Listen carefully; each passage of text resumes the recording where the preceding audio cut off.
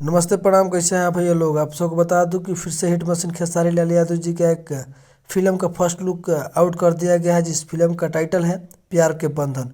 और कब और किस समय रिलीज होगा और आप सबको ये जानेंगे इस वीडियो में। आप सबको बता दूं काफ़ी दिन बाद फिर से एक फिल्म का पोस्टर आउट किया गया है, जिस फिल्म का टाइटल आप लोग देख रहे हैं प्यार के बंधन।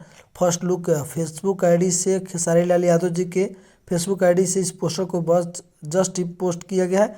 आप लोगों को बता दूं कि खेसारी लाल यादव जी का भी फिल्म बहुत जल्द आप सबके बीच में आ रहा है, जिस फिल्म का नाम है प्यार के बंधन। और यामिनी सिंह और खेसारी लाल यादव जी का फर्स्ट पोस्टर पे जो फोटो है आप देख रहे हैं, कि काफ़ी विवाद चल रहा था यामिनी सिंह में, और उनका भी फिल्म आ रहा है। तो आप लोग पब्लिक देती है, कोई जाति नहीं होता है और प्रोड्यूसर मानते नहीं। और अभय सिन्हा जी इसमें प्रोड्यूसर निर्माता निर्देशक है, जिसमें बहुत जल्द आप सबके यासी फिल्म्स और चैंपियंस पर फिल्म्स पे बहुत जल्द इसको रिलीज किया जाएगा।